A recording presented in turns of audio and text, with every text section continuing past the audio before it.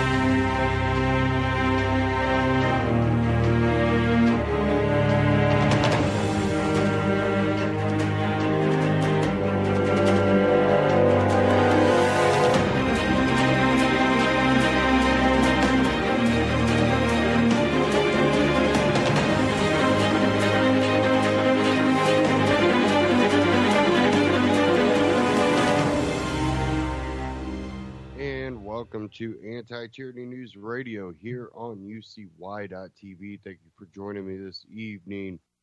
We're going to kind of jump right into a Ron Paul Liberty Report, and I have some other news that kind of relates to it, but this has to do with the little speech that Trump had that at the UN. A lot of you might have already listened to it or heard it or watched it live on TV. It was kind of a lengthy speech, but I kind of side with Ron Paul on this one, and I'll play Ron Paul Liberty Report here in a minute. It had a lot of war rhetoric that, for me, it seemed to really kind of throw, jabs at a lot of countries. But then there were a few things that he talked about, national sovereignty. I think that the countries are sovereign, and the people within the countries are sovereign to themselves too. But with a lot of what the rhetoric that he also put out there, it's, for me, it's almost a two-faced thing without completely being two-faced, because we know what the United States does and has done in recent history, and it kind of goes against what he talks about when it comes to the sovereignty of countries. But I'll get into this Ron Paul Liberty Report, and this one's titled "Trump's UN Speech, a Neocon's Dream." So we'll get into this.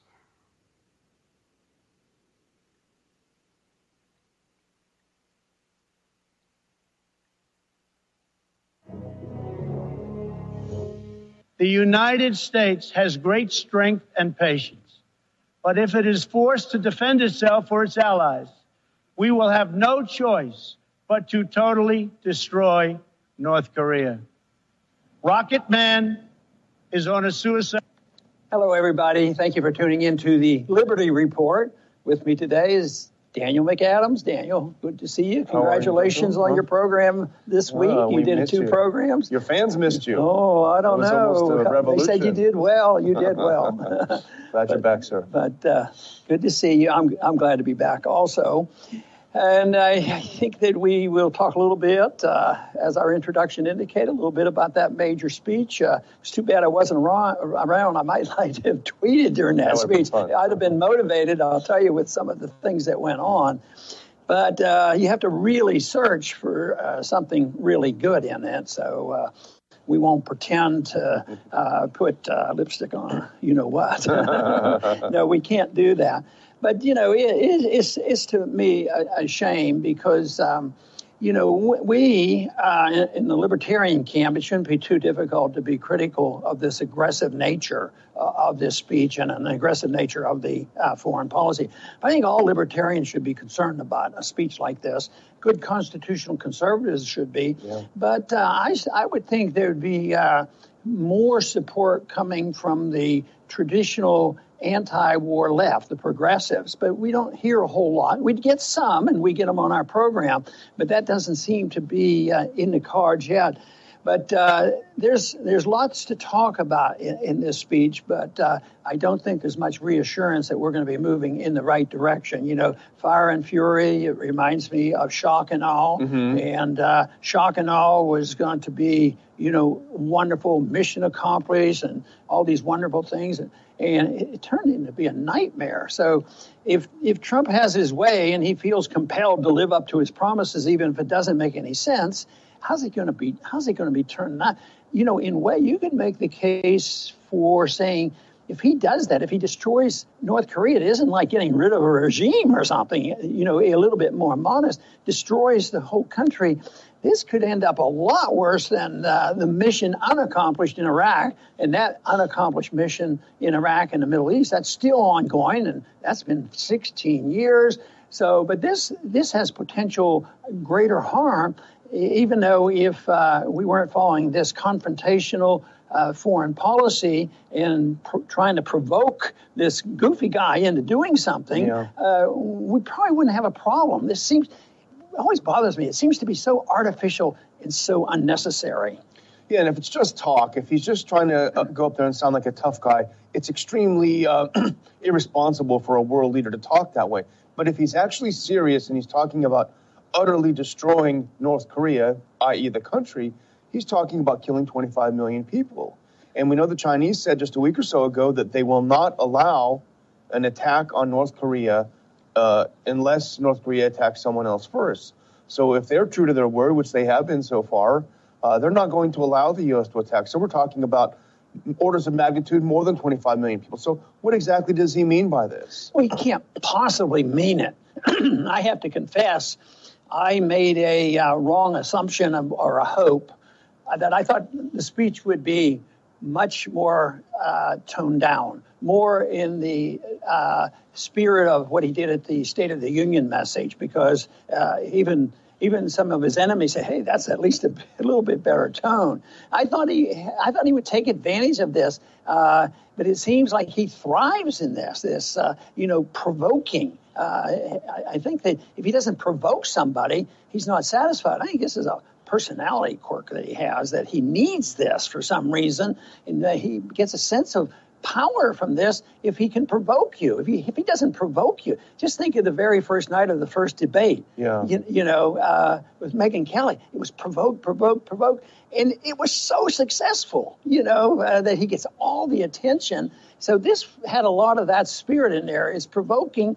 And he throws in a few words, this is national sovereignty. We're for national sovereignty. Of course, I'd like the national sovereignty to be there to protect individual sovereignty and individual responsibility. He talks about it, but then he mixes it in with the nation state. And that makes me a little bit nervous about the power of the nation state, where you combine the state itself with the cultural and ethnic portions of a country. And I think that approach is almost a theocracy, and also that some of the bad regimes around the world over the centuries have been those who called themselves a nation state. And his argument is that the nation's responsibility is to enhance the quality of the people. And yet, for me and so many, the people, the human condition he talked about, can only be enhanced by the people. That's why I find a limitation on what I advocate, with limited government, because ultimately, if the people aren't mature enough and understanding enough and assume responsibility for themselves, no matter what you do in government, you can't make people do that. So people have to understand what liberty is and respond in a positive way. So I have, that was sort of buried in his speech about the human condition, but it just once again fits into the category of using an authoritarian approach to improve the human condition. Of course, we could argue we wanted to do that too, but we want to do it with freedom, free markets and sound money and limited government and staying out of war. That would improve the human condition. I don't think he's quite with us on our approach on how to improve the human condition. And the roadmap to that is subsidiarity, which is the opposite of what he's talking about. I think a good argument could be made that the human condition was probably better off when there were hundreds of little mini kingdoms around Europe, when the person who you were responsible to was right there in your village or something of this rather than some faraway Washington, D.C. Right. But, with a couple of things really stood out and almost, I would say, didn't pass the laugh test, but I didn't laugh because it wasn't funny. But you talk about the U.S. with a global military empire with thousands of military bases in 100 and some countries, involved in so many wars and conflicts, regime changes, overthrows. And how do you put that side by side with what he said here? Strong sovereign nations let diverse countries with different values, different cultures, and different dreams not just coexist, but work side by side on the basis of mutual respect. It's almost as if he's deranged. Yeah, and of course, his opposition to the UN, supposedly, really is a facade, too, because I think all our presidents for a long time have used the UN, and it's not like they run roughshod over us. There was a time when I believed that was the case, that we were paying for everything and they were always picking on us. But I don't believe that anymore. I think we've used the UN. If we want to put on sanctions, we rush to the UN and we badger and we get the vote, almost always. If we want support for an invasion, I remember so clearly the Persian Gulf War, when H.W. Bush said that, well, we need to go in. And they said, well, you don't have authority from the Congress. And he was pretty arrogant about this, and that was unusual for his demeanor. He said, no, I don't need that. I have a UN resolution. And but he then the Congress, for political reasons, he said, well, if they want to give me permission, let them have a resolution. So everybody was happy. The Congress got to participate in it, and they got the authority. But it didn't really serve as a declaration of war, and it didn't find out who the enemy was, and it never had an end stage to the fighting that went on. This, came home to me when you were doing 1146 to get the U.S. out of the UN. And we got a lot of surprising. I thought, I guess I was naive, I thought that the conservatives would be on board. The liberals, the left, hated it because they liked the idea of world government, this sort of thing. But remember how the conservatives resisted. They said, no, we don't want to get out of the UN. We want to control the UN and force them to do what we want. Well, what was funny is they gave me support when we didn't have control of the House. Yeah. And then once we got control of the House, he said, Ron, we don't need you now. Yeah. We were just pretending. He says, don't bring that resolution up. And the foreign aid was the same thing. Yeah. All the Republicans would vote against the foreign aid. And then when they were in charge, they had to get this passed. But that's tradition. That fits into the argument I make that there's only about one party there. Yeah, exactly. Here's another thing that I picked out. And again, it's not a laugh test. It's a disgust test, I guess. But here's what he said. In America, we do not seek to impose our way of life on anyone, but rather to let it shine as an example for everyone to watch. And then in the same speech, he went on to say, the United States has taken important steps to hold the Venezuelan regime accountable. We're prepared to take further action. It's time for the entire world to join us in demanding that Iran's government end its pursuit of death and destruction, and so on and so on. So he said, we don't push people around. Then he goes ahead and starts pushing everyone around. Yeah. Originally, it was the axis of evil, and they had the three countries. But Iraq is not part of that anymore because we have total control. We've liberated it. But now the axis has expanded to include other countries, and that, of course, is the problem. But, people who oppose the United Nations from the very beginning understood, what could happen. And I became very much aware of it very early on because, and I remember it clearly, It was just 5 years after World War II ended, and the war was starting up. And I remember the conversation, or heard my mother speaking. I was at that time, I'd probably be about 15. I heard her speaking. I don't know whether this country can stand just another war. She was just lamenting the fact that there'd be another war without going into the details at all. But there it was. And where did that come from? The authority came from the United Nations. So in many ways, the seeds of all this mess I lay at the doorstep of world government, because they went along with this, and the UN was set up to bring peace to the world. The first thing they did was start a war, and they planted a lot of bad seeds in the Middle East as well. So they're not a peacekeeping nation at all. They endorse the issue of sanctions, they endorse the war, they get the resolutions, and they go on and on. Every once in a while they throw out a resolution, but how often do they pass a resolution against Saudi Arabia? Have they done much of that? I don't think so. No, and in addition, remember we talked about before in 2006 when they adopted the concept of responsibility to protect, R2P, which means if the nations get together and decide that one country is not doing enough to protect its people, or he's a rogue leader, then they feel like they have the authority. Whereas it was, for all of its faults, it was at least imagined as a collection of sovereign nations who retain their sovereignty. That was about the only good thing about it. Yeah, and I think we're at a time, and this is an issue we've talked about before, is that we will and are in the process of overstepping our bounds. Although we're still the kingpin, and although it's our empire, and although we have the reserve currency of the world, and although we can spend endless money, and whether we have $5 trillion doubled to $10 trillion, doubled to $20 trillion in a short period of time, getting ready to double to $40 trillion, there's a limit. And there's a limit to our foreign policy. There's a limit to us pushing people around. And I think there will not be an invasion of the United States. I think the fact that they can beat the war drums and build up enough fear in the American people. Right now, more than half the people think that we should attack North Korea, like they were going to come here. And it makes no more sense than the lies they told us about Iraq. So they push this and they build up the fear. But we build up a lot of enemies, and I think the attack on us will be on the dollar, and people are starting to prepare for this. It's a very fragile system, and there's a tremendous contribution to that. There's a lot of other factors too. The number one culprit being the Federal Reserve, but they work in collusion for this anyway. This is how this gets financed. We couldn't have these deficits if you didn't have the Federal Reserve financing it. But I think it's coming to an end, and we're overstepping our bounds. And this type of speech we just heard is an example of bombast. Just saying that we are the exceptional Americans. We know what is best, and put out a few phrases there that we are so kind and considerate, and we can worry about your sovereignty, and we want peace and prosperity.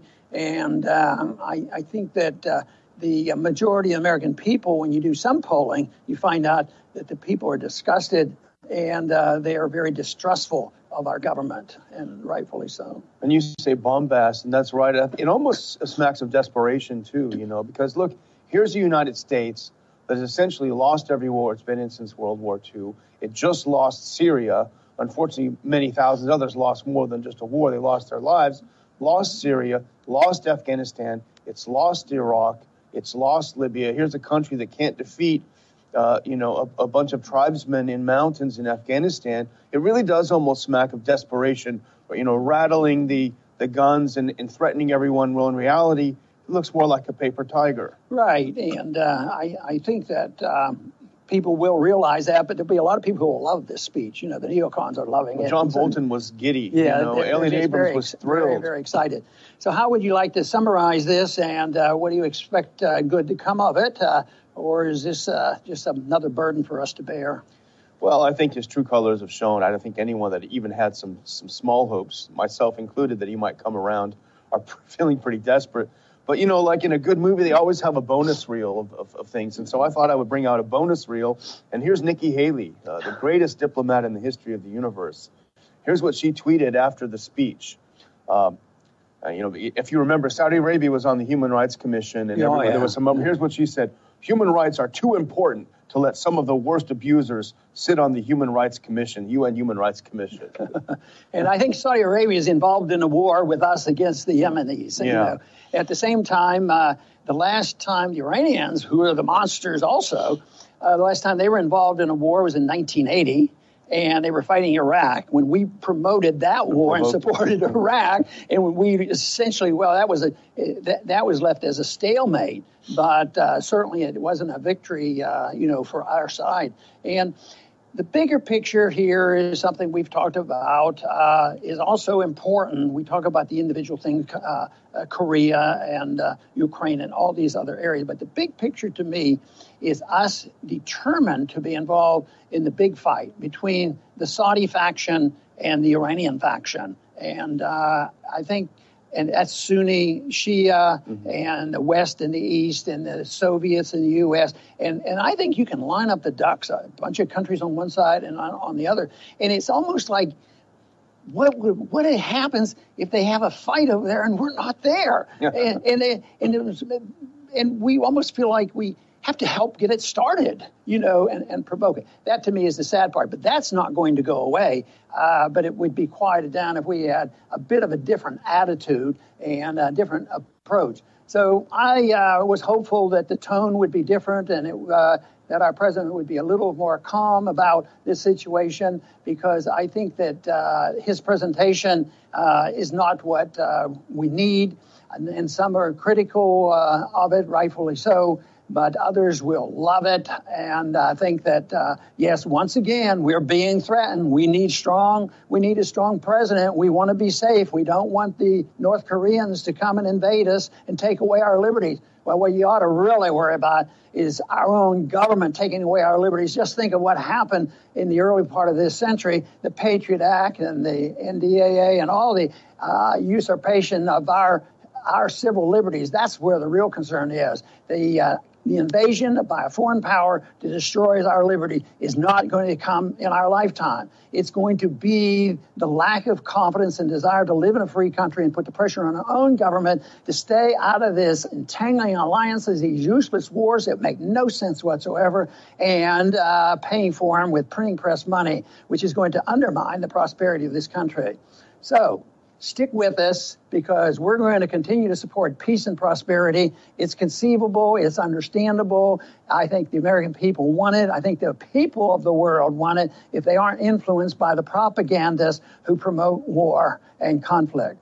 Please look at it carefully, because there is an answer to this mess that we're in, and it's found in something that traditionally was very much in the American spirit. I want to thank everybody for tuning in today to the Liberty Report. Please come back soon. Ron Paul Liberty Report, RonPaulLibertyReport.com, and Ron Paul Liberty Report on YouTube. Check them out. Subscribe. Now, it's pretty easy for someone like Trump. We already kind of know that ego that he tends to exhibit. Whenever we have these presidents now, they are able to sit here and really, put out that rhetoric. And there's one reason behind that, is that they've basically been granted war powers.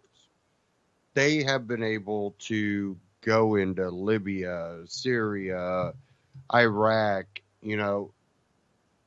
again, since World War II, really, Congress, does not declare wars. Which kind of brings me to this article from Reason.com. Congress does not want its war power. And I'll kind of get into a little theory I have about that. But here it says the short-lived CBS series Brain Dead, now available on Netflix, is a science fiction satire about an invasion of Washington, D.C. by extraterrestrial bugs that crawl into people's ears and hijack their minds as part of a plot to conquer the world. But the most implausible aspect of the story is a dramatic Senate committee vote on whether to authorize military action in Syria. In the real world, of course, no such vote is necessary because the president does whatever he wants with the armed forces he controls while Congress um, abdicates its constitutional responsibility to decide when the country should go to war. Last week, 61 senators showed they are happy with the situation by tabling an amendment that would have forced a debate about endless um, metastasizing wars that cost trillions of dollars and thousands of lives without making Americans any safer. The amendment introduced by Senator Rand Paul would have repealed the 2001 authorization for the use of military force against the per, perpetrators of the 9/11 attacks and the 2002 resolution approving the war in Iraq. The repeal would have taken effect in 6 months, giving Congress time to consider the justification for continued U.S. military involvement in Afghanistan and Iraq and the various other countries supposedly covered by those resolutions. Quote, the war in Afghanistan has gone on 16 years now, Paul said. Before the vote on this amendment, we have had people who will be fighting in the war in the next year or so who were not yet born on 9/11. We have long since killed the people who perpetrated 9/11.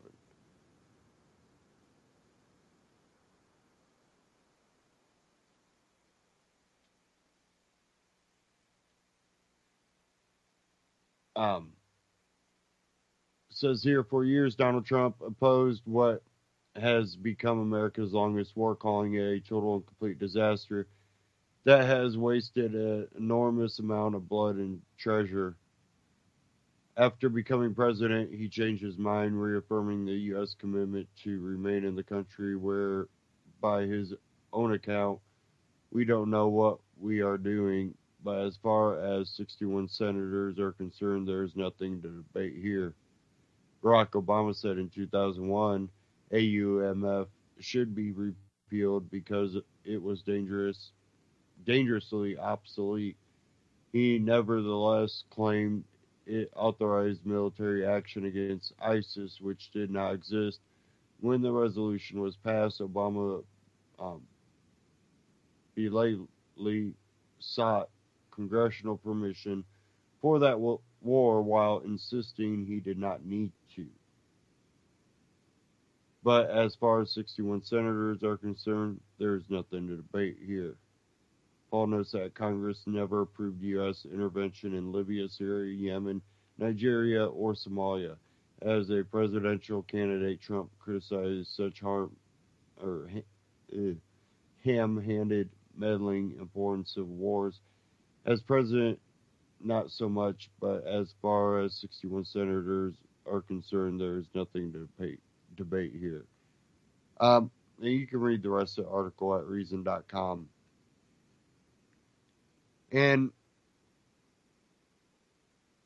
now we have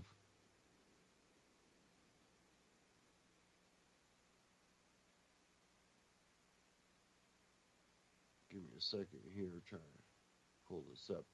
Um, we have Russia talking about Russia that will target U.S. forces in Syria if provoked. Um, now you also have North Korea basically lashing out, I guess you could call it. I have an article here from Reason, and it's titled McCain disses Graham and Cassidy. Kim Jong Un disses Trump.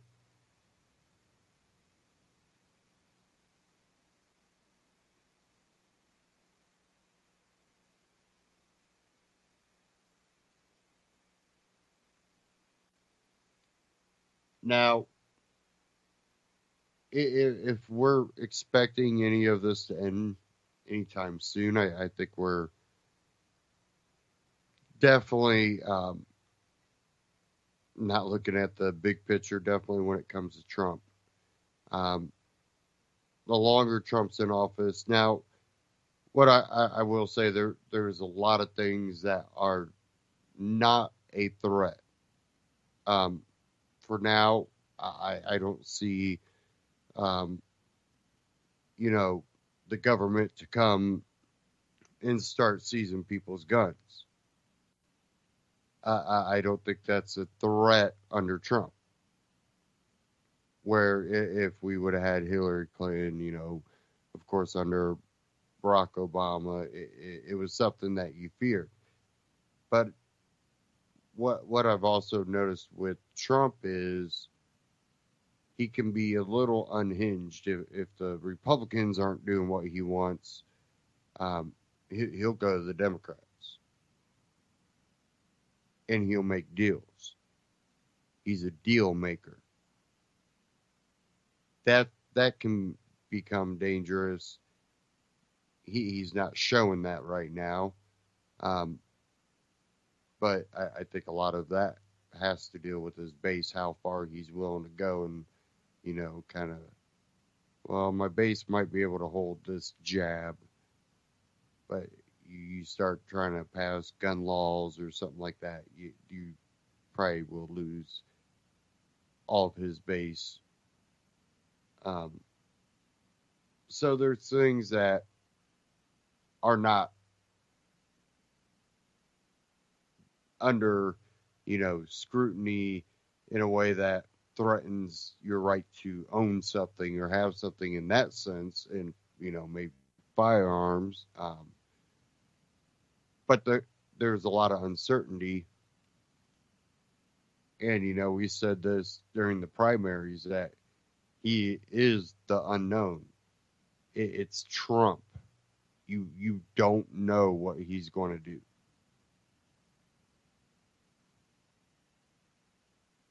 And people were willing to vote for that over Hillary, which they basically knew and expected what would happen under Hillary.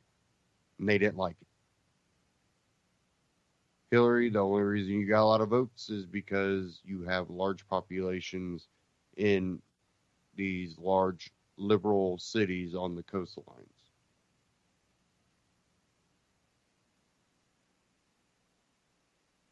But when you look at area,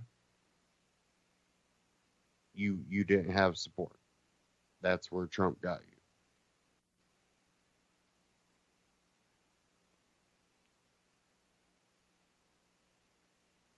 you. And a lot of it has to do with your positions on things.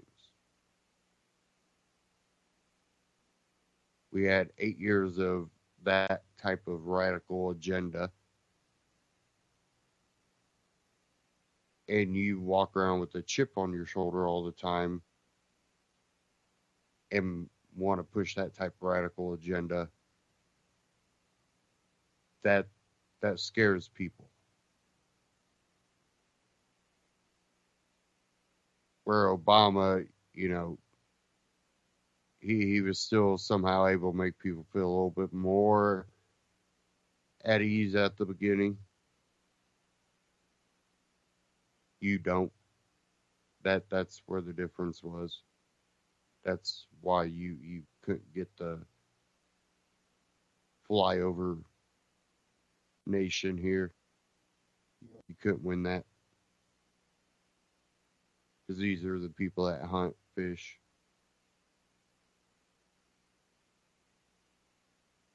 These are people that do it every, day. Grow up with, firearms. And the left that are part of these liberal cities with their, elitist status and their security can't understand why the everyday person wouldn't want to defend themselves. And you watch the news and you wonder why maybe they rather defend themselves and give up their right to defend themselves and rely on law enforcement. And that's not a jab at law enforcement. Guess what, law enforcement? You've been given an impossible job. Definitely in liberal cities where people aren't legally allowed to defend themselves.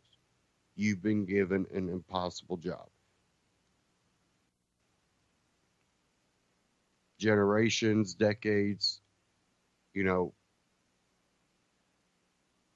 laws and more law enforcement have not stopped crime.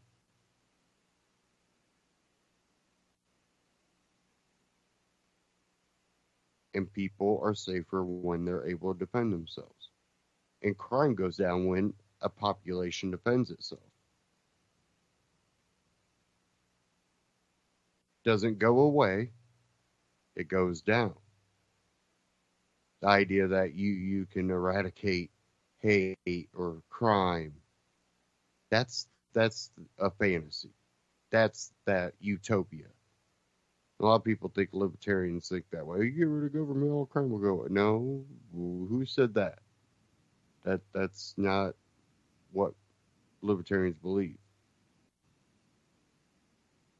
We believe the bigger the state gets and the less rights people have, the more dangerous the situation for the people becomes. That's what you have in a prison system. The only difference is they don't have concrete walls, bars, and razor wire. Or will they if you give all power to the state? Will you have to get in your, little line so you can get assigned a job for the day? And then after that job, you can go and get another line and get your loaf of bread and something to take home to the family. If you have a family left. We've seen state control and what it does.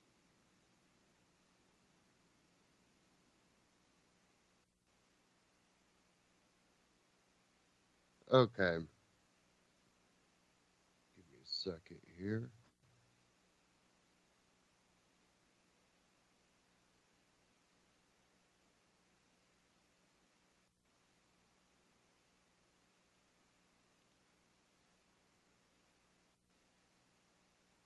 Now, one thing that I played stuff from We Are Change about it and others.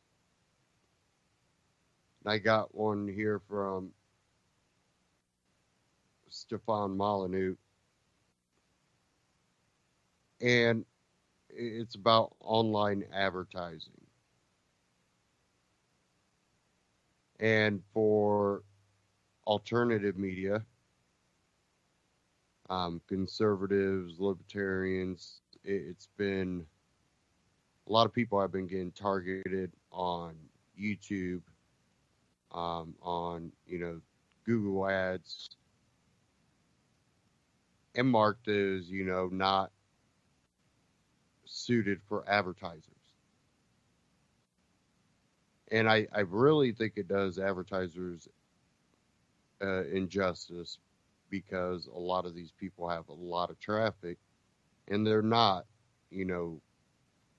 non-advertiser friendly. They're just not in line with the ideology of Google and its liberal, culture. And I'll get into this clip and we'll talk about this after this clip here. Stefan Molyneux, Death of Online Advertising. Everybody, Stefan Molyneux from Free Domain Radio, browsing the news this morning today. Came across an interesting article. Now, this is a bit business, it's a bit techy, but I was an entrepreneur for many years, so I hope you'll forgive me. But it's really, really important as far as understanding what is really driving online economies these days. And the article is called, Hey Advertisers, the Data Mining Emperor Has No Clothes. And we'll put a link to this below. So there's this belief in online advertising that, you comb through everyone's demographics and you comb through their preferences and their past histories and Lord knows what else they're opening up, what kimonos they're ripping wide. But you can figure out how to target potential purchasers with surgical laser-like precision. And, you've got massive server farms grinding through every conceivable online algorithm to try and find what it is that you want to buy next. And some people say, like, online advertising has actually exceeded television advertising spending in 2016. And traditional media advertising kind of stagnating, kind of declining. And online advertising is going nuts, particularly in, like, mobiles, phones, and stuff like that. And here's the thing, though. Online advertising doesn't really work that well, according to some measures. So Procter & Gamble, a big company, they recently announced a huge reduction in their online social media advertising spending. And this huge reduction, this cost savings, had no measurable effect on sales. So they cut back a whole bunch of advertising, and it had no measurable effect on sales. So that's a data point that's important to consider. There's also something in online advertising called click fraud. So what's clicking on these ads may not actually be human beings who are interested in the product and might purchase it, but they're automated bots. Like they're hoovering up money from competitors and from advertisers and so on. Well, how do you know it's a real person, or how do you know if it's a bot? And this is important, right? There are these click farm sites out there in the world. And if you pay them, then they will go and click on a whole bunch of ads. And maybe you're using this to dampen the fiscal prospects of your competitor. And that's kind of important. Click fraud is not obviously much discussed by people selling online advertising. The numbers are kind of kept pretty quiet. And so there's all of this, it's a huge market, it's a fast-growing market, and, if you walk past a Subway shop and an ad pops up on your phone saying, here's $1 off a sub, then, boy, they're just going to come in and buy a sub and so on. Because the whole idea behind online advertising is you can somehow predict what someone is going to buy next based on what they bought previously. I'll give you a personal example, right? So I have a studio, it gets a little musty, so I bought a little air cleaner. And of course, after I bought the air cleaner, hey, you want an air cleaner? Would you like an air cleaner? Can I get an air cleaner for you? And it's like, no, I just bought one. I guess if you take one back, you want a different one, but that's not hugely common, right? Because, I do my research before I buy. Like most people, money is precious, so I want to make sure I'm not wasting it. So think of the things that you buy online, or whether some digital record. Think of the things that you buy. How many of them are you going to buy again soon? Like, you just bought a tablet. Hey, would you like a tablet? Would you like it? It doesn't make any sense. And so this whole industry is based on, well, if you can figure out what people bought previously, you'll figure out what they can buy next. Now, that is true for repetitive purchase items, right? It's groceries, gas, that kind of stuff. But in order to get someone to shift their preferences from one gas station to another, or from one grocery store to another, you have to offer them the kind of discounts that will pretty quickly put you out of business if you're not careful. So that is important, right?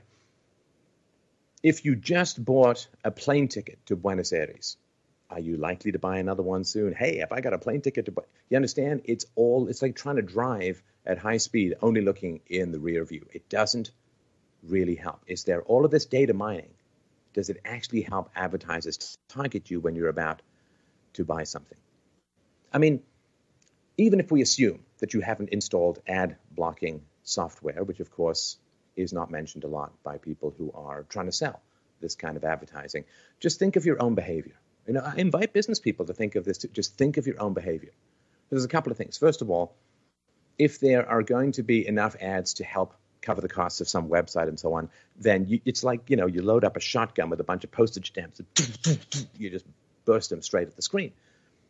Okay, so you get this big smorgasbord. Now, of course, in certain, I think it's on iOS, there's like reader view, which strips stuff out. There's ad blocking software. There are entire ad blocking browsers which will hide things and so on. So have you ever looked at one of those ads and clicked on it and ended up buying something?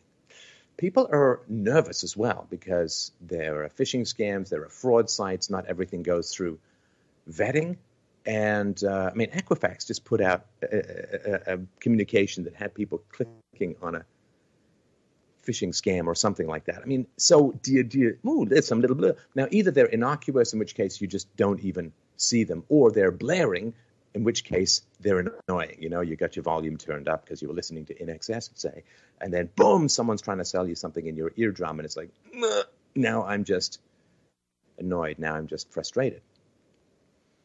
So there have been studies as well which show that millennials in particular, like the tune-out ads, they can study like eye movement when you look at. They don't even look at the ads. They don't register. They don't show up or anything like that. And as for this, while you're walking past a sub shop and boom, a coupon pops up on your phone, a lot of people find that kind of creepy. Like, don't know where I am at all times, advertiser people. Like, that's just kind of weird because, you know, people's security and privacy settings and so on, whether they've even got location on, whether they're in airplane mode because, you know, it's right next to your body. You don't necessarily want all that radiation and so on.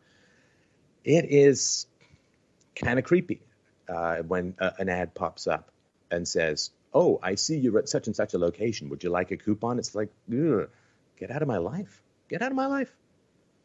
So this question of online advertising and whether it works, it's really, really tough. And, you know, I invite everyone out there, you know, particularly if you're involved in buying these kinds of ads, you know, this combat between advertisers and consumers, like a television station doesn't exist to deliver shows to you. It exists to deliver you to advertisers. And the shows are like the bait. The hook is the advertising. So the problem, of course, is that the people want the shows, they don't want the ads. So what do? Well, they leave the room, or they push the mute, or they turn and chat and say, oh, what did you think of that last scene or whatever? So people studiously avoid the ads. And when I was younger, I don't know if this still goes on, they used to crank up the volume of the ads so that when you went into the kitchen to go get some popcorn, you could still hear the ads. The number of impressions it takes for an ad to leave anything in your mindset is pretty... It's extreme. You're paying a lot. It's not just one ad, one potential customer. You have to hit people dozens of times for them even to have a vague memory. And there have been sort of famous ad campaigns in the past. Like one of the famous ones was, I think it was Wendy's. You know, there was this old woman who's like, would open up this sad little burger and say, where's the beef? Where's the beef? And it didn't really budge. And it was very famous, and, you know, comedians did stuff on it. It went viral and all that. Did it really change the number of people who go to Wendy's to try a burger? Not really. If you remember, Oprah gave away all these cars. Didn't really change things much, even though that became something which people still reference. So this is really, really important to understand, right? There's click fraud. There's people just tuning out ads. There's ad blocking. And there's this whole belief that you can predict somehow what someone's going to buy next based upon their past purchase history. And again, advertisers want to sell you the expensive stuff, but the expensive stuff you only buy on occasion. And you don't necessarily tend to buy things repetitively. If you go for a vacation to Aruba, well, maybe you want to go back to the same place. Maybe you don't. Probably want to go someplace new. You just booked a flight to Rome. Are you going to go back to Rome within the next couple of months? I mean, maybe, I guess, but that's probably for business, in which case consumer advertising doesn't really help you that much. And just think about how you go about buying things. I mean, I'll tell you how I go about buying things if and when I have to. When I go about buying things, I'll do a whole bunch of research. I'll look up review sites. I'll look at comments. I'll, look at the comments of people who've bought stuff. I don't go to ads because everyone understands that the ads are going to be highlighting the positives while, of course, completely eliminating any potential negatives. So, for people who are out there who are spending money, and I did this way back at the beginning when I was starting this philosophy show. I did some ads in various places. I found one place that wasn't too bad, but most of it was just a complete waste of money. Worse than a waste of money. It was a waste of money and time.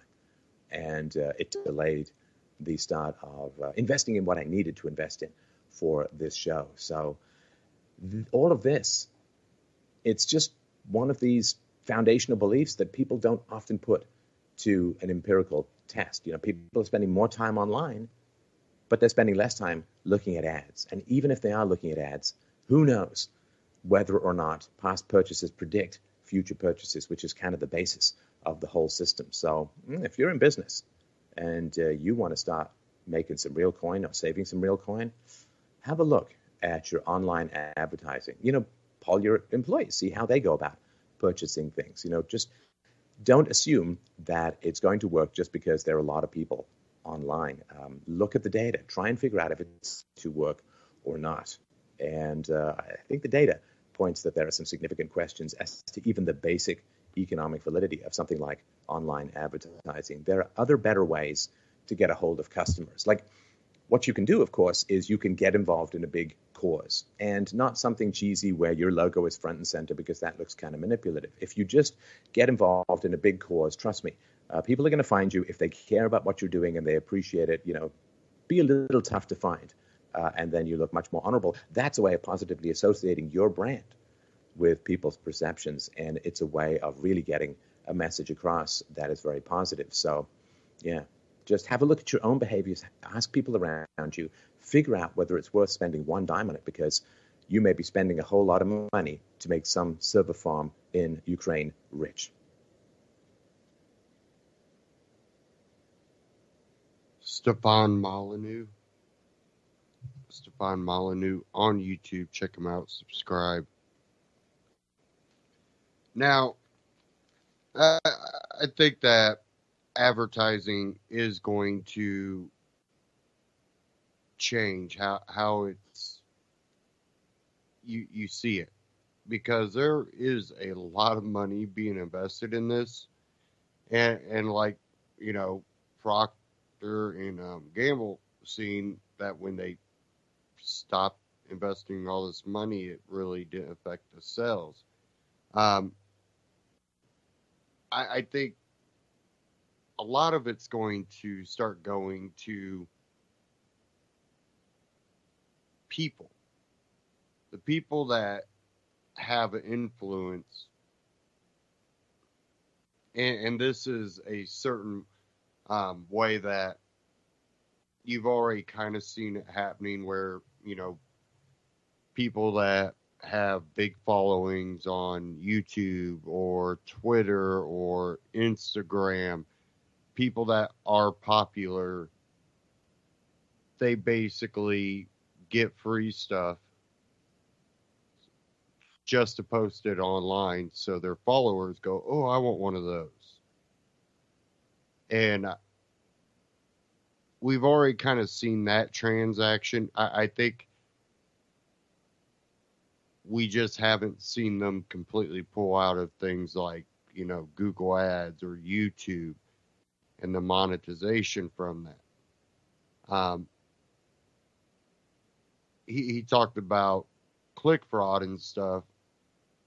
There's a lot of what would you call involuntary click fraud, where now a lot of people that watch videos all the time on YouTube, they're YouTube people. That's all they do is, watch videos of their favorite people. And they click every, ad.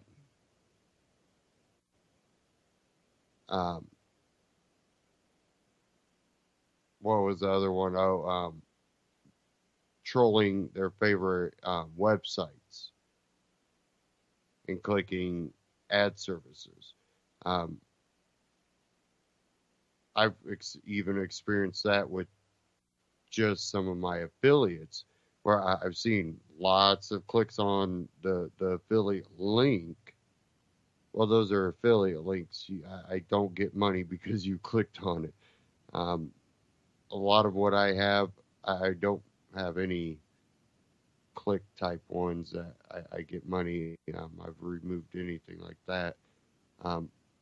It's products that I personally use, companies that I shop through. And if you decide to purchase through those links, then I get, a kickback but I don't get money because you click on one of the links. It doesn't work that way. Which I really don't need to be paid that way either. I don't do it for the money. And what little money I would get off of you buying something, you buy a seed vault, it will help cover operating costs. That would be basically what it would go to, and that's it. Now, I think what this is going to do is have to change how a lot of these videos and YouTubers are funded. And it'll either be YouTube or another service to pop up where they find the talent, they connect the talent with the companies that fit that, if you're a skateboarder, they're going to connect you with the companies that deal in skateboarding. So when you have all your followers watching your videos of you skateboarding, oh, he's using that type of skateboard with those type of wheels and those bearings, and he likes those shoes. It would follow that type of criteria. It would have to shift away from the ads, unless it's a targeted ad, for the video, which we know that, you watch a video over skateboarding, you're probably going to see an ad for who knows what.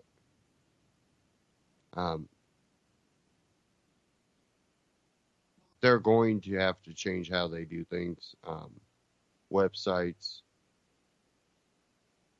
There's going to be a lot of change coming because there is a lot of reports out in the past year or two that have been showing that maybe this online advertising, the way it's done, is not working. And what I can't remember how long ago it was, but there was a report out that was saying that a lot of the ads that Google and YouTube have, where they've suspended a lot of accounts or claim click fraud or, copyright claims or, just not advertiser friendly, and remove monetization, and basically take that money from the YouTuber or the website that uses Google Ads, and they still are charging the advertisers. So they're basically pocketing the money. And if you think about, well, I could name maybe 5 or 6, 7 accounts that lost monetization for multiple reasons. Other websites that, are libertarian, constitutionalist, you can claim conspiracy theorists. Even mine, that was about 3 or 4 years ago, and then they gave it back, and then they took it away, and then they gave it back, and that was without me even being able to do anything. Like, they were just, yep, you have it, oh, you don't, yep, you have it, yep, you don't. It was almost like there were 2 people inside the company or something going, oh, I like that, oh, I don't like that, oh, I like that, oh, I don't like that. I have no idea. But again, I really just, I didn't want to deal with Google or YouTube in that sense. I like my affiliates, and Amazon being one of them. It's just services that actually benefit you, benefit me. I use them, and at the same time, if I get a little kickback, I do. If not, at least maybe you shop through some of the like My Patriot Supply, without going through my you found a company that you got deals that you liked and like the product that they have. That's really what it's about, because I think that things are changing, and we have seen a radical transformation of America. And where it goes from here, we really don't know. We have a Republican, and it's not a neocon, but he's surrounded by neocons. And he's unpredictable. We don't know what's going to happen. We don't even know what he's thinking half of the time.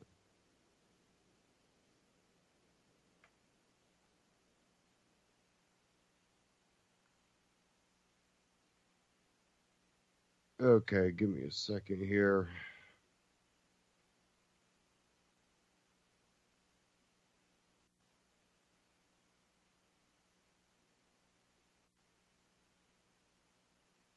Trying to get this up here. It works.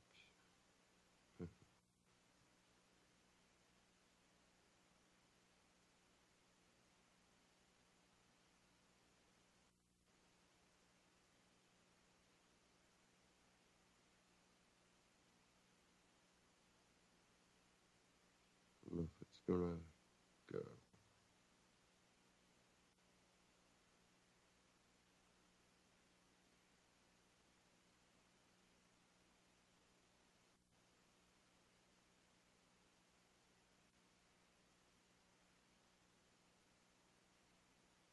Okay, that website's not gonna load for us here. I don't know what's going on. The ads load, but the article won't.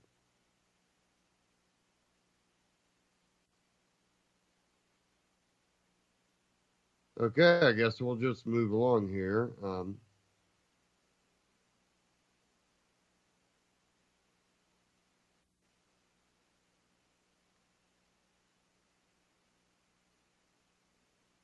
Okay. This is going to work, so luckily we got that.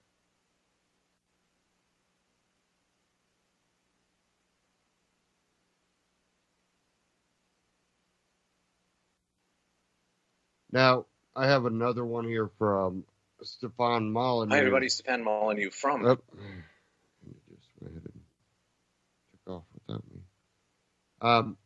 And this one is covering what seems to be a collapse in South Africa, or the coming collapse. I'm only going to play a portion of this. It's an interview with Dan Root. And I kind of want to talk about this because South Africa, with apartheid and all that, and they've had the whole racial issue, and, kind of the arguments we see in America, except if you look at those arguments of apartheid in South Africa compared to the conditions that we have people protesting here in America, you would see that we're way ahead of where they were, but now they're experiencing a collapse there. And it amazes me because we see so much complaining here about really, I think, arbitrary problems, societal issues that people are like, I don't know, protesting government to do something about, that are very small issues when you look at conditions in other countries and what they've been through and what they're still going through. But we'll go ahead and play a little bit of this clip here. I don't want to get too far into this. It's a long clip, and I urge people go listen to the whole thing on YouTube. But here we go. Hope you're doing well. I have an essential conversation for you to listen to. We are here with Dan Root. He is a well-known Afrikaner commentator and the author of many books, including Raiders of the Lost Empire, South Africa's English Identity, The Scourge of the ANC, the African National Congress, and Johannesburg in 5. Root also founded the Pro-Afrikaans Action Group, PRAAG, in the year 2000, and you can find out more about that organization at Prague, praag.co.za. And you can follow Dan on Twitter at twitter.com/Dan Root, and that's ROOD. Dan, thank you so much for taking the time today. Thank you very much, Stefan. So I have visited South Africa twice when I was younger, and I remember getting embroiled in the late 80s and the early 90s at a time when the Western media was hysterically denouncing South Africa and its white rule in truly apocalyptic, downright Nazi terms. And I remember having debates saying, it's complicated, it's complex. You know, one man, one vote, one person, one vote is most likely to end up with tribal warfare, with the decay of the economy, and certainly with a pillaging of the past resources built up by white rule and a resulting collapse in the currency. I wonder if you could help people to understand why South Africa was so central to the narrative in the 80s and 90s, and why it has vanished from Western consciousness and the Western media as the promised land has failed to materialize. Well, I think it also has to do with the evolution of Western society post-war. You know, during the 1960s, we had the famous kind of leftward turn in the West, and the rise of all the counterculture movements, hippie movements, and also, especially in Europe, you had a lot of Marxism, leftism, even Maoism coming through, the 1968 student uprising in Paris. And I think that particular generation of politicians or young people, they then moved into positions of power towards the late 70s and early 80s. You also had somebody like Jimmy Carter in the US, who was in power in the late 70s. And that gave an impetus to this whole anti-South African campaign. And it was an orchestrated propaganda campaign against South Africa. And I think it must be one of the few examples where a country, or a regime rather, such as we had, capitulated simply because of a kind of a propaganda onslaught, or a kind of a semantic war, to use a term kind of popularized recently by Marine Le Pen, which I quite like. The notion of a semantic war, that you're actually changing the meanings and simply through manipulating messages and media can you actually bring down an entire country. And that's exactly what happened in South Africa. And, I think our people, the Afrikaners, were quite naive in certain respects, and they completely underestimated this whole propaganda thing. And they thought that, if they did the right thing and built enough hospitals and schools and so on for black people, and they also had a strong enough army that they could withstand any form of assault on us. And and they saw the main thrust of the anti-South African campaign coming from the ex-Soviet Union, Eastern Europe, and China to a lesser extent. But I think they never envisaged that it would come mostly from the Western countries. And, the core Western countries, USA, UK, France, the Netherlands, and of course Scandinavia. I mean, Scandinavia actually financed the whole thing almost single-handedly. In fact, in 2004, the Swedish ambassador was on the radio here in South Africa, and he said on air that without Sweden, the ANC would never have come to power. And I think he was very much right, and I expected some sort of at least media attention to that statement after he'd made it, but there was just deadly silence afterwards. And I think I think you can still quote him on that, and I perfectly agree with that. Right. Now, let's talk a little bit about the relationship between the ANC and communism. And I've talked in a number of presentations about how the communists, almost as soon as they seized power in the brutal deposition or deposing of the Romanovs, they immediately set about attempting to use racial tensions in the West to begin to destabilize the West. And not many people understand the relationship between communism and what has been called the civil rights movement. But it seems very explicit with the ANC. Oh, yes. Ironically, the ANC was almost a front for the Communist Party.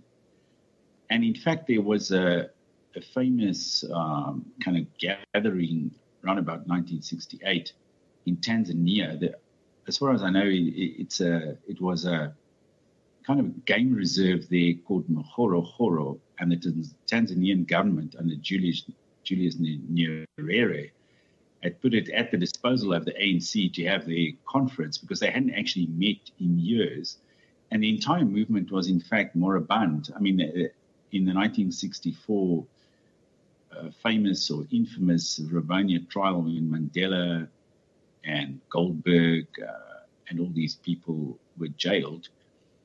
After that, the whole thing petered out, and there were only a few exiled ANC members and Communist Party members left overseas who'd actually fled the country. And the whole thing was being kept alive by a grant from the Soviet embassy in London.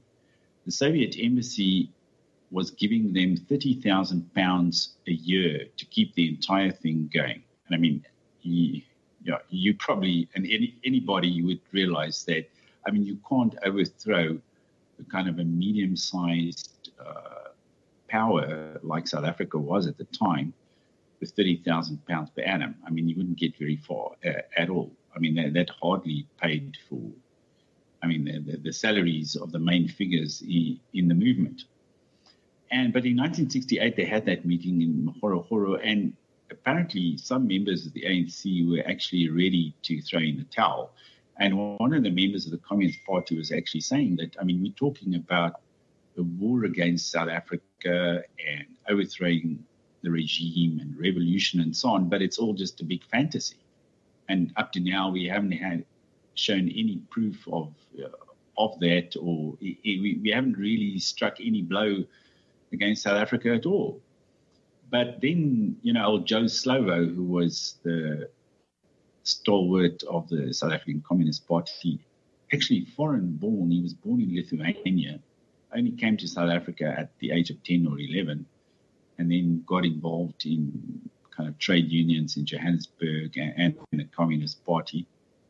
From the 1940s onwards, he also had a wife called Ruth First, who was also a raving communist. Her dad was also a communist. In fact, her dad might have been, I'm not sure if he was the leader of the party or one of the leaders, but he was very active in the communist movement in South Africa at the time. But in 1968, they were ready to actually stop the whole thing and can it. And then old Joe Slovo stood up and said, no, we just write up a document and we'll get funding and eventually we'll get the whole thing going again. And then it sort of ended on a slightly more optimistic note. But in fact, if it hadn't been for the Swedish money that started flowing soon afterwards, because Olof Palme came to power in 1968 in Sweden, and there was a small group of communists in South Africa, including the Nobel Prize-winning author Nadine Gordimer, who was part of that circle. And there was also a Swedish journalist by the name of Per Westberg. And they together persuaded Olof Palme and the Swedish Parliament eventually to vote this secret budget for the ANC. And then the money started flowing, and they could use it for propaganda. And eventually, they had these sort of so-called military training camps in a few African countries, in Tanzania, but also in Zambia later on. But they never actually managed to to muster any sort of military challenge to South Africa. It was all on the level of urban terror and propaganda. And terrorism is sometimes described as propaganda through deeds.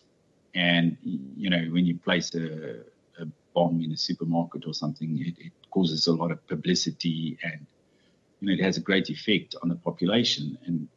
And that was the whole purpose of that kind of warfare. In fact, fairly recently, I'd come into contact with an elderly lady. She was liberal, or she's sort of become more conservative now, but her father was a liberal politician in the 1950s in South Africa. He was a member of parliament. I think his surname was Friedman. And she explained to me that she'd had some contact with these communists in the 50s in Johannesburg, and one of them had come to her father's house and told him about this new form of warfare, which entailed both propaganda and urban terrorism, and whether he wouldn't like to join up with the movement, but he then declined. But there was a whole discussion apparently going on at the time, and they eventually, shortly after 1960, decided on doing this, and because they couldn't really get much popular support at all in South Africa. And in the 1960s, economically, we were so successful, there was full employment in the country, and there weren't any real grievances among most of the population, except now for in a sort of an abstract philosophical way, the whole system as it was at the time, which wasn't entirely democratic. There was a kind of democratic system for whites, and to a lesser extent for coloreds and Indians. But apart from the black homelands, the urban blacks were excluded from the whole voting system, although they could vote for municipalities. But eventually, even this kind of inchoate democratic system was also sabotaged by the revolutionary movement, in that they started attacking anyone who participated in the official structures and elections and so on. And they literally killed or murdered town councillors and so on. And through there's another very interesting book by a lady called Dr. Anthea Jeffrey, and she still works as a researcher for the local Institute for Race Relations, which is a kind of a liberal think tank in South Africa that has existed for years. I mean, I've even got some of the reports going back to the 1930s. And she wrote a book entitled People's War. And this was the concept that the ANC and the Communist Party apparently had studied in Vietnam, in North Vietnam, towards 1978 or so. Vietnam was then ruled, of course, by the revolutionaries after the fall of Saigon in 1973. And they explained to them that the main thrust of your warfare was not against the enemy, but against your own people, that you have to, by means of terror and intimidation, you have to cow anyone who goes against your ideas and your movement. And anybody who's critical and also who cooperates with a so-called enemy, those people should be targeted. And that's how they also devised this so-called necklace method of executing people by placing a tire around their necks and dousing it with petrol, gasoline, and then setting it alight. And up to 400 people were killed like that in various black townships around South Africa. But eventually, the propaganda campaign wore on, and it ultimately overwhelmed the old National Party. I think P.W. Botha, who was the last president to actually offer resistance to this, but he started getting a lot of flack from the local media as well. And then he was eventually betrayed by his own cabinet, and they went against him, and he had to resign, and he was then replaced by Mr. de Klerk, who went the whole hog, as they say, and simply handed power on a plate to the ANC and the Communist Party. And well, but to be fair, he didn't think he was doing that. I mean, he, I think, was delusional enough about race relations to imagine that the blacks were all going to vote for him, and it was going to continue as before. And of course, that was the ideal. Nobody claimed that they wanted to destroy South African prosperity or destroy rights for the white minority and so on. It was, of course, supposed to improve everything, and de Klerk does seem to have really believed all of that stuff. Yes, I think you're quite right. I mean, he had a kind of a sense of his own omnipotence, which I think was caused partially by the huge wave of publicity he got when he took the step of releasing Mandela and unbanning the ANC and the Communist Party. And then he turned into a kind of darling of the Western media. And one of the local journalists also told me once that during the negotiations in the early 1990s, the main negotiator of the National Party, Rolf Meyer, who actually eventually did join the ANC, he was more concerned with communicating with the foreign media than with the local media. The local journalists couldn't get an interview with him, but if you were from the Financial Times or the New York Times or the Guardian in London, he would leave everything and speak to you right there and then. So they were trying to please the foreign media more than anything else. And I mean, they swallowed this whole notion of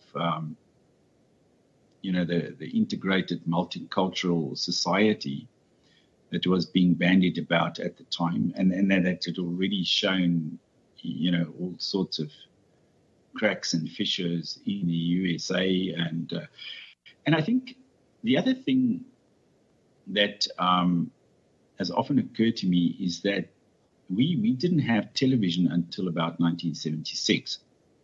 So which in a way was very good for us, because we spent our time reading and listening to the radio and going to the opera and things like that. We had a much more traditional culture because we didn't have TV. But in 76, we then got it. And shortly after that, of course, the Soweto riots broke out. And I think the government didn't realize what sort of explosive potential these images of police, the police confronting crowds of black people and shooting and violence and blood and so on would cause overseas. And even though that wasn't planned at all by the ANC and the SACP, I mean, to them it was just a windfall that came to them. But we weren't that aware of the preceding history in the USA during the 1960s when they had race riots and the effect that had in the USA.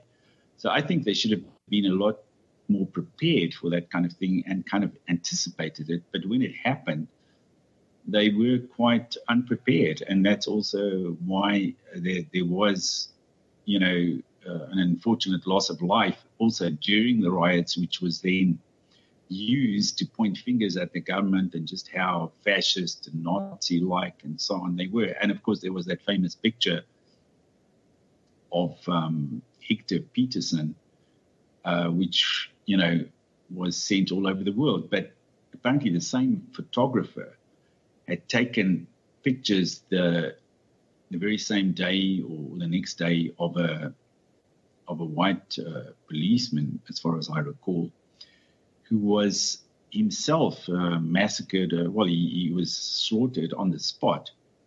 And he took pictures of that, but those pictures never made it into print anywhere. Well, of course. I mean, every time there's white on black violence, it is shot to the very top, page one, top of the fold.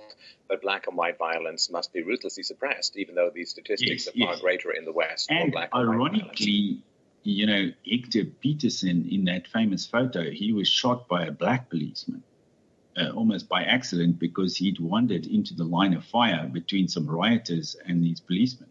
So he wasn't shot by a white policeman, but of course the black policeman was seen as acting on behalf of the white minority government, so-called. Now let's talk a little bit about South Africa in the past, because a lot of people who think of it as the pariah nation outside the bounds of the West, outside the Western tradition, rejected and scorned by European civilization and its derivatives. But this is not the case. It was an honored member of the West, of course, exactly. As you pointed out in your videos. South African troops fought in both of the world wars and other conflicts, and there were good trade relations, good cultural relations. Exactly. The turning of the West on South Africa is a relatively recent phenomenon. For the previous set of couple of centuries, this was not the case at all. Yes, you're quite right. In fact, I would say that it really started in the early 1960s, and especially during, the tenure of Dr. Verwoerd. He was a very competent man, and, you might not agree with him, but he had this notion that of so-called separate development, and that blacks should be developed in their own areas and using their own culture, and there shouldn't be a blanket westernization of Africans. And in some respects, his ideas correspond to what some of the more radical black nationalists are saying today, and what they've been saying for quite a number of years. But it started. There was even a visit by the Russian-born composer Stravinsky, who then lived in the USA in around 1962, and he performed here. And then there were voices on the sort of more or less on the left or the extreme liberal wing of the opposition at the time who said that he shouldn't come to South Africa, But there weren't any boycotts, there weren't any sports boycotts. That only started in the 1970s, really. And I think it sort of reached a high point in the 1980s. But of course, Reagan fended off sanctions on South Africa, and he was eventually his presidential veto was overturned in the USA at the behest of the Black Caucus in America. And in fact, the Republicans went against their own president and voted with the Black Caucus in order to overturn his presidential veto against sanctions on South Africa. But coming back to the issue of South Africa being part of the Western system, yes, throughout the 20th century, we were part of the Western system. We were part of the founding of the British Commonwealth in 1931. We had one of the Boer War generals, one of the Boer generals, Jan Smuts. He was a very brilliant man he was the first person in the UK to pass both law examinations at Cambridge in 1 year. It was kind of an astounding feat. He was almost a genius, old Smuts. And he fought, on the Boer side, he was actually the state attorney of the Transvaal Republic at the time. But after the war, and especially when we got self-rule again in 1910, he became more pro-British, and because he'd studied in the UK at Cambridge, and eventually he became one of the major figures in the British Commonwealth. And in fact, you can even now find it online. There's black and white footage during the Second World War of a meeting of both houses of Parliament in the UK being addressed by Smuts, and where Churchill introduces him, and then he gets a standing ovation from both the House of Lords and the lower house in Britain, and they looked up to him as one of the leaders in the Western world. And he is reputed also, because he was a lawyer by training, he was reputed to also have been very active in drafting the Universal Declaration of Human Rights and the Constitution of the United Nations. So from that moment onwards, where we were seen as part of the family of Western nations, we fell to, as you put it, into this abyss where we were considered to be a pariah state. And that was purely the effect of, this huge propaganda campaign that was deliberately being orchestrated against us in the Western media. And of course, there were intelligence agencies involved as well, and especially the East German intelligence agency, because there was I read Joe Slovo's biography not so long ago, a few years ago, and there was a lot of contact between Joe Slovo and Marcus Wolf, who was the head of the East German intelligence at the time. And they also devised this whole strategy of undermining South Africa's image in the world, and also setting up some sort of counterintelligence network to our intelligence network. And they also supplied them with explosives and detonators and so on for their terrorism campaign in South Africa. We had about 200 terrorist incidents. So it's very ironic today, that truck that killed the people in Stockholm, where Sweden is now experiencing terror firsthand, but during the 70s and 80s, they were actually financing it against us here in South Africa. Well, this kind of blowback is something I want to get to in a few minutes. And just when I was watching your interviews and reading some of your articles, Dan, before this conversation, it struck me when you were talking about how the ANC took over in 1994. 1994 was, of course, when the ANC took over chief political power in South Africa. It was also the year that the Bell Curve was published, the book by Herrnstein and Murray, talking about racial differences in IQ. And one of the great challenges is that, of course, the communists say, well, everyone's equal, and the only reason that there are inequalities is due to oppression. Now, if you accept that standpoint, that everyone's just kind of one big blob, we're all chess pieces that are pawns, there's no kings, no bishops, or anything like that, then the only differences in outcome, in wealth or political influence, can result from exploitation. And so if you take that Marxist paradigm, then you look for the countries with the greatest wealth disparities, and you say, aha, this must be where there is the most exploitation. And that, I think, was what drove the ANC, and it drives the communist world model.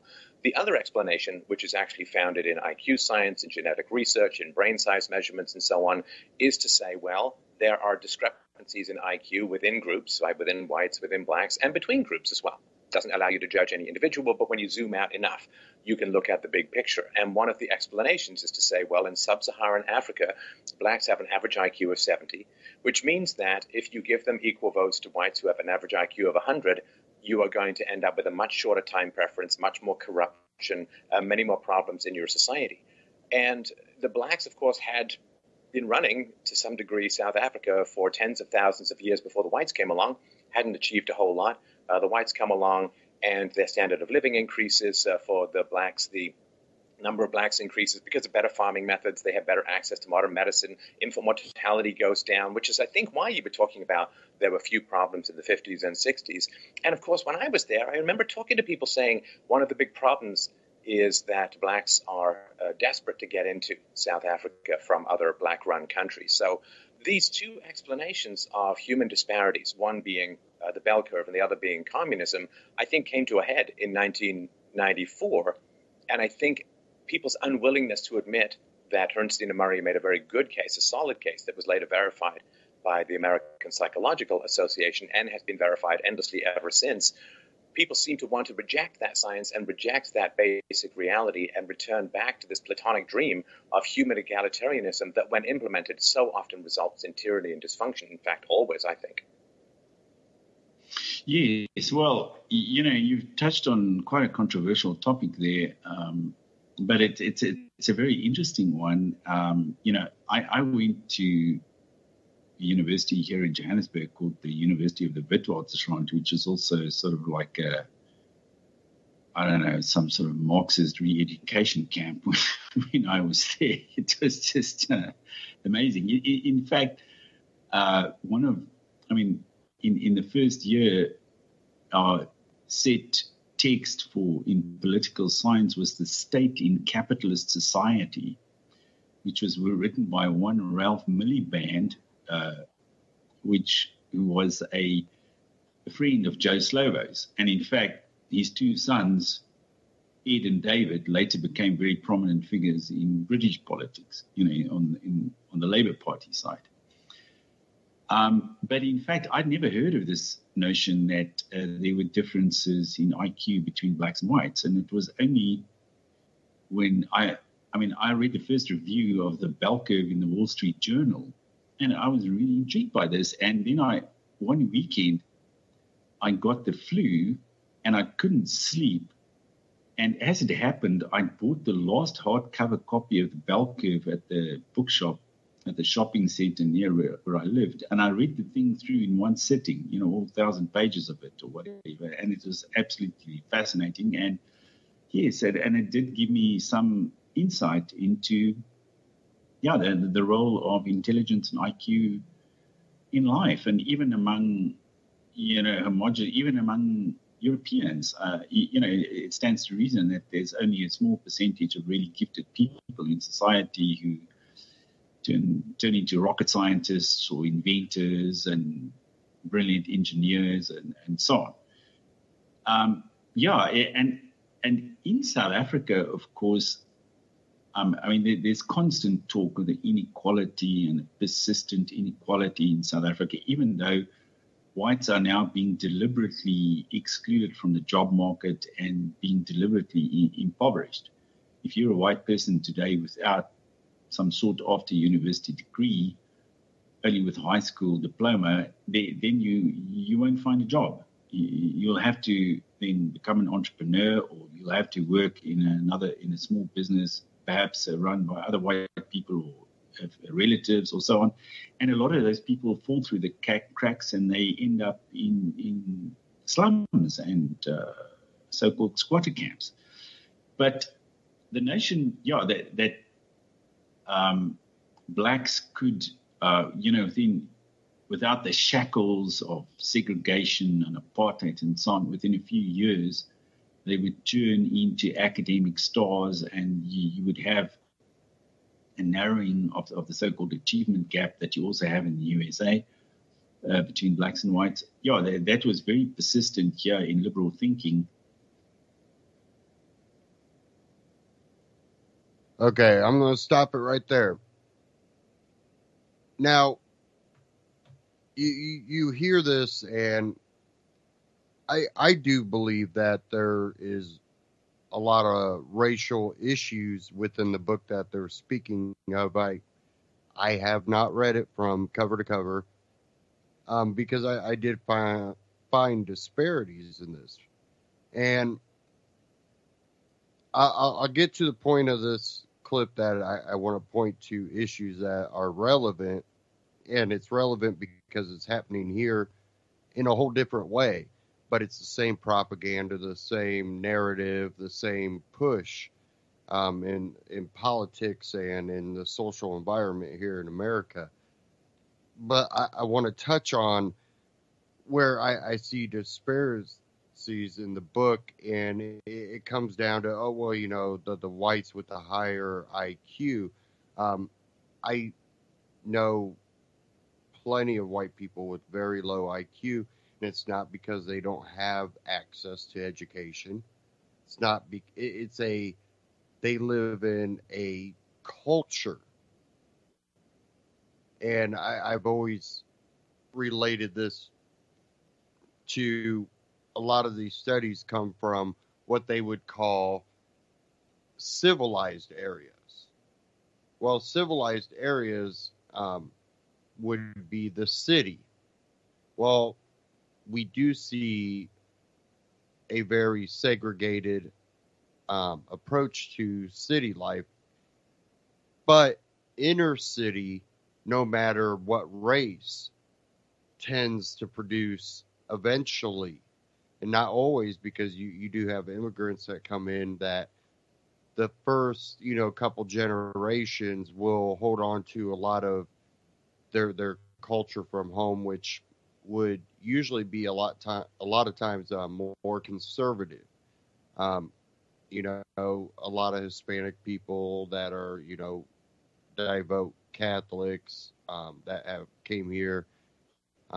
First couple generations very religious, and then again, if they're in the inner city, which most immigrants are, um, you watch that couple generations of children then fall into that inner city culture. And I've always said, you have two type of inner city cultures: the inner city culture of the more wealthy people and the people that live in the suburbs and rural areas that come into the city, and they experience, the nightclub and the shopping and all of that. And then you have the inner city culture of the people that live in the inner city that aren't wealthy, and that culture is completely different. And when you look a lot of times, and this has changed in the past 20 years, um, and I've seen statistics that showed this, and it became when they had to make sure that every school had the right amount of black people, the right amount of minorities, the right. And there's nothing wrong with that. If you live out here, you go to the school. Who cares what color you are or what race? But it's when they started going, well, to do that, we need to, go to the inner city because that's where the densest population is. So that's where you're going to find the most people that then you can bus around. So the inner city culture is now really gets, brought out to the suburbs all the time. Um, and a lot of those issues that you see heavily in the inner city have now, spread to the suburbs. It's not too much different other than the parents might have a little more money, but the kids are still, in that culture of inner city because they have to be cool like the rest of the people that go to their school, and their the little cliques and all that. Um, Again, it becomes that collectivism. Um, but you do see minority families that move more out to the suburbs, and when I was in school, you seen it more then because it was just getting to that point where you started really seeing it out in the suburbs. But then there were some schools where it was still more that suburban lifestyle, and it didn't matter what race they were from. They had the same IQ as a white person. They didn't have lower IQ. A lot again that comes from a lot of the inner city. And again, I know where I grew up here in Indiana. The inner city, you had the white inner city people, the Hispanic inner city people, the blacks, Asians, and there was a culture that went from every race that they it, they did not want to learn anything. They weren't there to learn. They had to be cool. They had to be trendy. That was the deal, and then, time high school, who's making money, who's, that inner city lifestyle.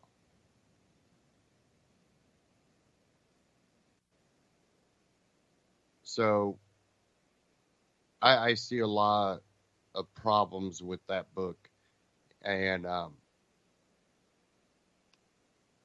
when you look at the so-called science as presented, that holds up to a certain extent, but it does not include modern cultures, definitely like in America.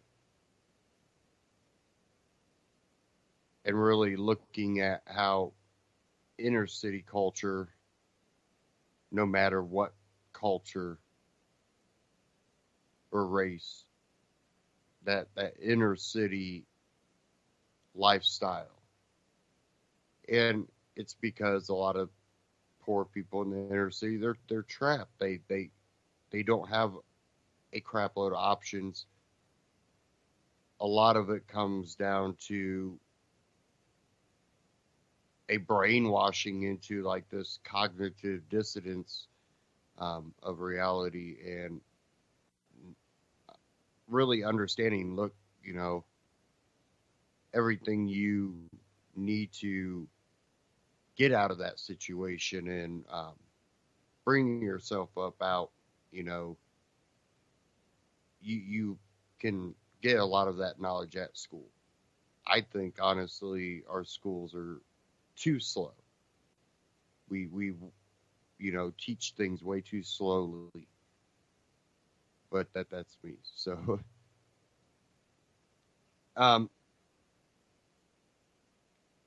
you can listen to the rest of that. Now, real quickly, if you hear a lot of the examples of the propaganda and the social construct and the social engineering behind a lot of what the communists and the socialists use, and you look at where we are now in American politics and how society is reacting, you see a lot of the beginnings. Now we'll get to the extremes that you've seen. Well, we've seen Molotov cocktails and things like that already starting to pop up. How extreme does it get? That's to be seen. But we see a lot of the same strategies being used. And that can be scary in itself right there.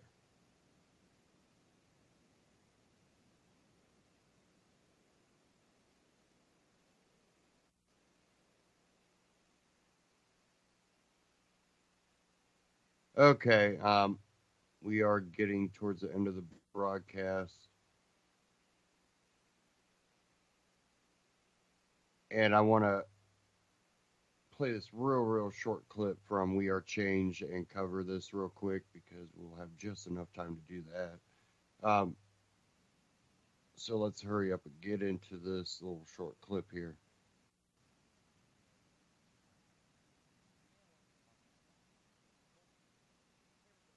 Burmis here, reporting for wearechange.org.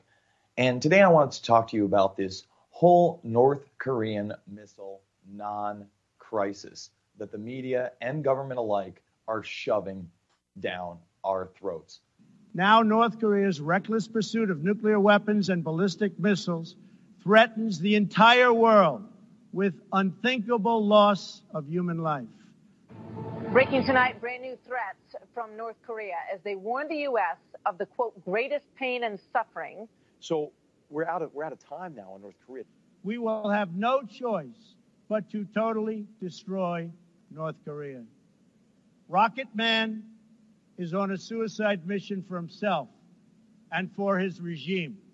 You one of the authors of rocket man as a way to describe Kim Jong-un? Do you think that kind of rhetoric helps? Well, it's an accurate term. We should never accept a North Korea with nuclear weapons. Don't they already have them? That's part of the problem. So I think we're at a very perilous point.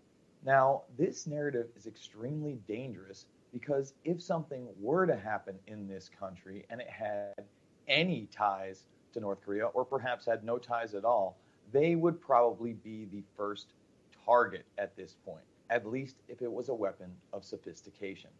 And here's why I'm going to tell you that is utterly impossible.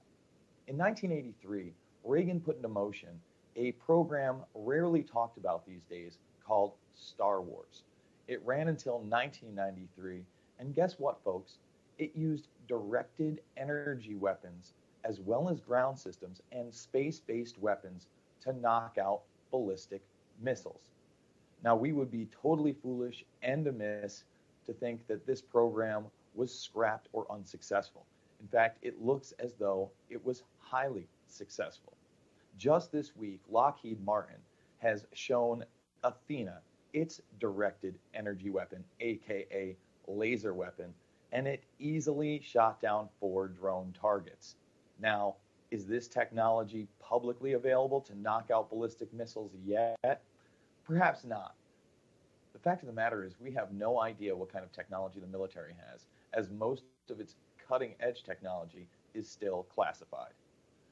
Now, another reason this is extremely dangerous is if there were to be an attack in this country and it were to be blamed on North Korea, it would more than likely be a false flag.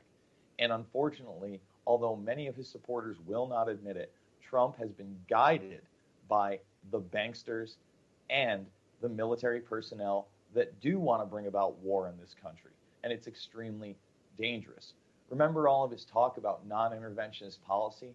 Yet, as soon as something happened in Syria, he bombs them. I now have responsibility, and I will have that responsibility and carry it very proudly. It crossed a lot of lines for me. When you kill innocent children, innocent babies, little babies, with a chemical gas that is so lethal, people were shocked to hear what gas it was. That crosses many, many lines, beyond the red line, many, many lines. Myself and the global public alike are still awaiting the evidence that Assad gassed his own people, as this has been wrongly accused of him before and proven to be a lie. During our investigation for crimes against humanity and war crimes, we collect some witness testimony that made to appear that some chemical weapons were used, in particular nervine gas. And what appeared on to our investigation that was used by the opponents, by the rebels. Folks, we really have to take a look at where this is going with North Korea, because this could be a very, very dangerous mistake. As always, if you like this video, please share it on social media, hit the subscribe button, follow me on Twitter at We Are Change, wearechange.org, We Are Change on YouTube. Now, I don't think that our lasers are quick enough and powerful enough to take down a, missile, but you never know. But the rhetoric, I think that if we're ever closer to another world war, we're kind of getting there with all the back and forth rhetoric and almost words that now, depending on the ego, will he back his rhetoric? Or is he using the rhetoric like he did during the campaign, and what he actually does is something different? I think in our world positioning right now, our best bet would to kind of withdraw from the world a little bit. Let other people have their conflicts. And, you know, Trump did say in his little speech about other countries taking care of their own issues and own areas of the world taking care of their own issues. And hopefully that part's true, where we can stop trying to police the world. I think that right there would be one of the best things. If we rarely spoke, and when we did, it was with wisdom.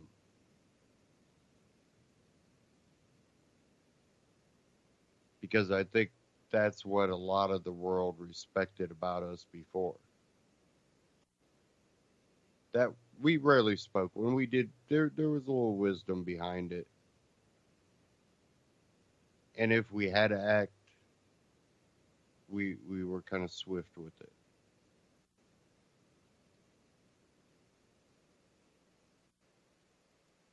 So, really, with all this rhetoric, again, it goes to that back and forth where you don't really know exactly what's going to come out of it, if it's just going to be talk, or if now people are going to feel like the rhetoric needs backed up by action. And, you know, this is what I talked about before, is I don't like the simple fact that Trump is so reliant on his military commanders, and people are like, oh, you know, you got to support the military and the generals. There's a military-industrial complex. They are there to fight war. They will find a war to fight. As the commander-in-chief, your responsibility is to be like, you know, calm down, soldier, you know, when the need arises, you know, we'll be there. But instead, we've allowed the military-industrial complex to really run the presidency. Therefore, you know, the president's like, so what do you need to do? What do you want to do? I want to go fight a war. Okay. What war you want to go fight? I want to go fight over here. I got a strategy.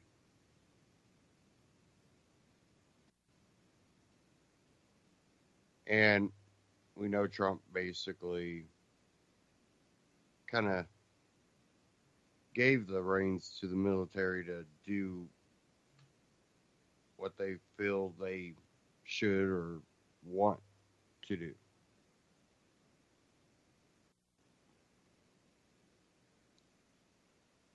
And I think that counts out the ability for cooler heads to prevail.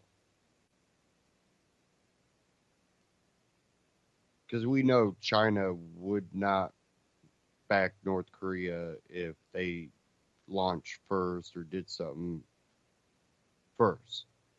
So I don't think North Korea would.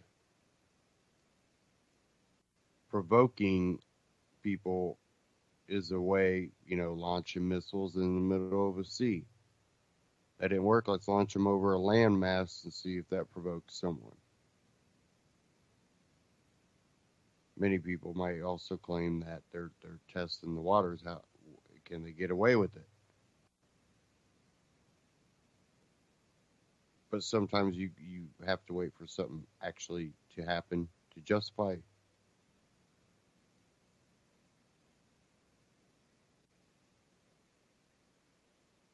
I want to thank everybody for tuning in tonight. Stay tuned here on UCY.tv. Great broadcast coming up after this.